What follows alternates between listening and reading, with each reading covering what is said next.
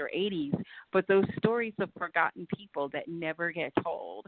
And in that way, this work is close to a documentary in that we tell the stories of people whose stories never get told. And one of the reasons why I'm super proud to work on the Restorative Detroit project is that, we talk about, and you can make the parallels to Durham as well. I mean, we talk about cities being on the verge of they're making a comeback, they're having a resurgence. And what people are talking about are like jobs and how many white people live in the city. When the real resurgence that's happening is coming from the people themselves. Yeah, and a lot of times the resurgence is actually, the real resurgence isn't even covered in my mind, because I do agree with you that a lot of times, whether it's Durham, whether it's Raleigh, whether it's parts of New York and New Jersey, whether it's even out west and everything, a lot of it is around gentrification and things of that nature. But then you have this tremendous cultural community that is coming out of there that is doing a lot of very positive, message-oriented kind of developing their storyline. I'm even thinking about one of our past guests, Maria Isa, who's using her Puerto Rican heritage to talk about both the issue of Puerto Rican independence, but doing it through rap, and she's doing that out of Minneapolis. So I think that we're seeing a lot of the conversation that should be focused on isn't necessarily the one that is the ones that's getting the most limelight, because you're right, the limelight is around the growth and the fact that there are more certain cultures that are coming in downtown, and the prices. And yes, the prices are astronomical, but they're not astronomical compared to other places. But definitely that becomes the narrative versus what should probably be the real narrative, which, like you said, is a lot of the creative juices that are coming out here and creating just some amazing works that, because of the digital world, are getting to be known more throughout the whole world and not just in their local pockets. Because in my mind, I think we're almost in the age of another Renaissance, whether that's the Harlem Renaissance, whether that's some of the other great historical Renaissances.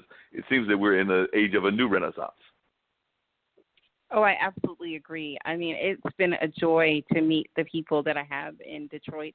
And Cassie and I were filming, and we're like, we can't believe there's no one else in this space. I mean, hopefully I won't be running my big mouth and people will be like, oh, I need to go to Detroit. But seriously, I mean, this wonderful couple, Bishop and Valerie Russell, and they get up every morning at 5:30 a.m.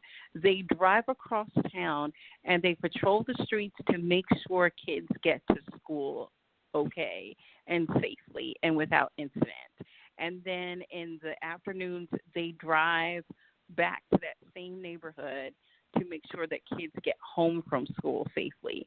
They don't have any kids. I mean, their kids are grown. They have their own lives. They have grandkids. But none of their family lives in this neighborhood. But because they care, because they have love in their hearts, they do this. And they don't complain, and they don't make a big deal of it. They just do it because it's an extension of their love and their faith. And I find that amazing, and I feel so grateful and so thankful that I get to help share their story with the world. Yeah, this is definitely an amazing story that needs to be told. And, a lot of times we focus on the negative things that have happened in Detroit, whether that's the closing of or the decline of the automobile industry, or some of the things that were going on with the water supply in Michigan and things of that nature. But there's so many great stories that come out of Detroit. I mean, one of the leading promoters of music here in Durham is actually connected to Detroit, because his family are the folks that now run what is called the Aretha Franklin Park, what was at that time the Shane Park Amphitheater. But Suleiman was definitely, if there's a African-American show in Durham, he's probably the one that's bringing it to town, and he's now the one that's running Art of Cool, because he took that over from Sicily. So there's definitely that kind of Detroit to Durham kind of connection that we see some of the positive news, but it's not always covered. And even Mr. Bushman, I believe he's got some Detroit ties, and he's doing some of the urban development in Durham. He's doing it around the Anger Street area. So a lot of times those stories are not the stories that get covered enough. Definitely. And we need to do more work in supporting those stories. I mean, there's enough people like to spread the bad stuff that happens on social media, but we need to uplift the positive stories. And I could go on and on with more stories about the wonderful people that I've met. It's not to whitewash everything and say that there's no crime or there's no bad things that happen, but there is more good than bad. And there, whether it's Detroit or Durham or Southeast Raleigh or wherever, there are concerned citizens, and they are doing their best day to day to make their communities better. And I think that's what we need to be focused on.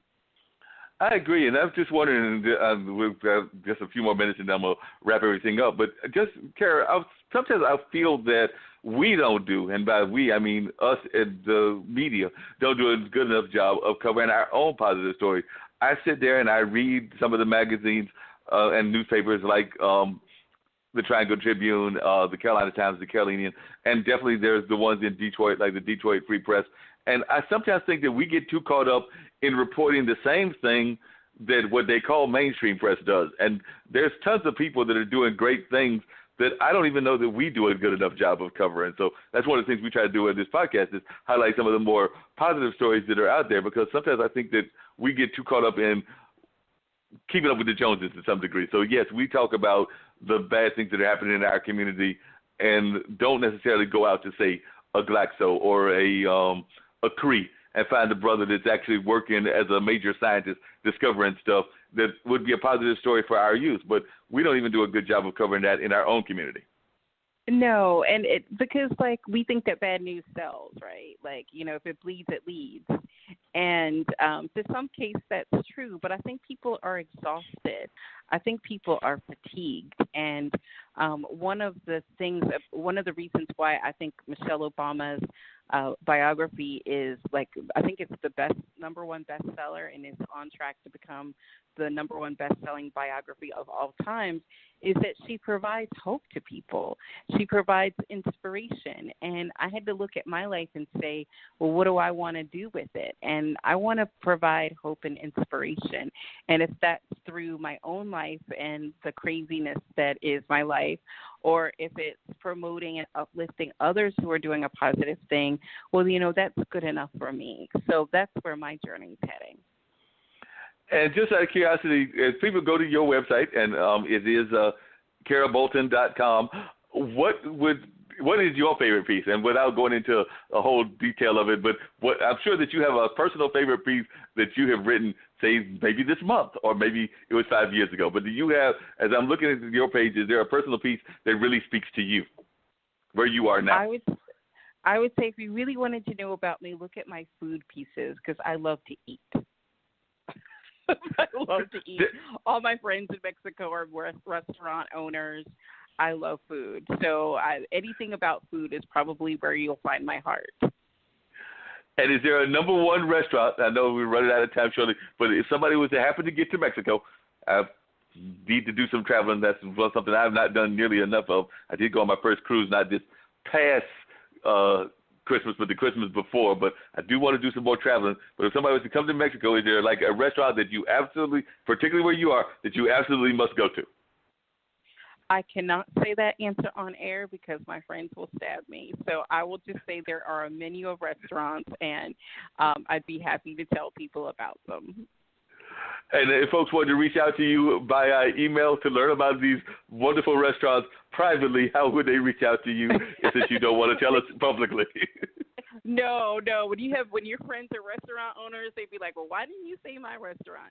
But people can reach me at they can actually reach me on Facebook, which is Kerra Bolton, Bolton. I'm on LinkedIn. I'm on Instagram. So I have like tons of photos of the restaurants where I go.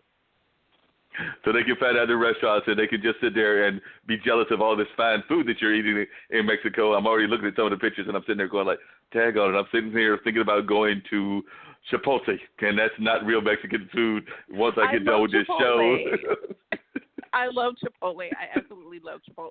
So, but yes, they can check me out on Instagram. I'm on Facebook. I'm on Twitter. I'm on LinkedIn. I'm really super easy to find.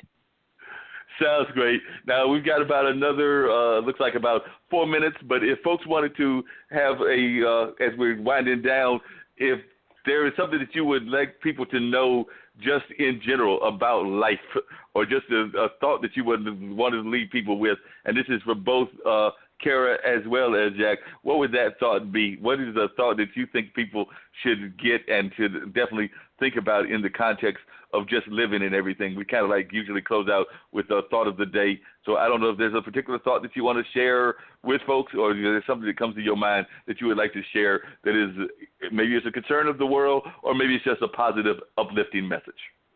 I'll start with Kerra first. Oh, okay. I guess I would say just be open to surprise. I was in Raleigh 4 years ago, and if someone said you would be living in the Mexican jungles, writing for CNN, shooting documentaries, eating great food, I would have never believed them. But I allowed myself to be open to what life was inviting me to do, and I listened to my own voice and not the voices of others who were telling me what I should and shouldn't be doing. And I also think to have faith, because in the end, it all works out. And if it's not working out, it's not the end. That's very true. And what about you, Jack? Any parting thoughts or words of wisdom that you would share with people just based on your own life and just the ways that you have lived it? You're going through different things in your life with the book, and sounds like you've got a new relationship going on. So what are some of the things that you would share? I would like to build on what Kerra said, and to build on this positivity, to use this opportunity of the inflection of our culture and our technology to get focused on what your mission is, what you do that makes you different and unique, and how you contribute, and to focus on creating and delivering that will make the place better for ourselves and for everyone around us. Doing things differently isn't always better, but better is always different. That's very true. And I like what Kerra said earlier, and it's something that I've talked about on this show many times, which is that too often we do listen to the naysayers, and oftentimes those naysayers will just have us kill our dreams. I know that I have actually probably had opportunities to advance in careers and do different other kinds of things that I either turned down because of listening to naysayers or listening to the inner naysayer. Because sometimes we'll also have inner conversations with ourselves where we'll sit there saying, like, I can't do it, I can't apply for that job, I can't get it, and then we turn around and the job's already gone by. We missed the deadline, and then we're sitting there kicking ourselves because we didn't actually follow through on the action the way that we should have. So we probably definitely got to stop that kind of conversation where we're stopping and listening too much to both the external naysayers and the internal naysayers. Dean, what you got to say? Well, it's been an interesting conversation tonight. We thank everyone for joining us tonight. And before I say my closeout part, who we got next week? Well, next week we've actually got some folks that have written a book that is very interesting. It kind of comes along with the concept of changing our images and changing the way that we create our images. We've got some children's book authors that are of the Muslim faith. At least one of them is. They're trying to address the images that are out there for both Muslims that live in America, so I guess those would be considered American Muslims, as well as African-American youth. So, a lot of times I grew up listening to and reading books like Curious George and Dr. Seuss and things of that nature, but there weren't always books that were addressed to us, or if they were kind of stereotypical. Of course, we always remember books like the Brer Rabbit kind of books and things of that nature that can be very stereotypical. So it sounds to me that they are trying to conquer that by creating more positive images for our kids, whether they are of the Muslim descent, because I do believe that at least one of the publishers is Muslim. I'm not sure if both of them are. I'll do a little bit more research and find that out, and definitely some of what's going on in our African-American community. So we've got a lot of those issues going on in our community, so it'll be good to hear what they've got to say. Yeah, yes, indeed. It'll be another great show. I do want to say condolences to the family of Nipsey Hussle, who unfortunately lost his life yesterday at 33 years old. So, prayers out to his family. Other than that, man, it's spring now, so we're going to see how these 8 months go by, and like I always say, when you walk outside your front door, it's showtime and the world is your stage. Just make sure that people are not watching the rehearsal. So with that being said, it's a six-man Dean Geronimo out for this week. Y'all have an outstanding week, man. Definitely. Have a great week, and we look forward to seeing you next week with another outstanding show. And until then, take it easy. And don't forget, you can check the show tomorrow on Skyhawk Radio between the hours of, is it 2 and 4, Dean? It's 2 and 4. Yes, it is.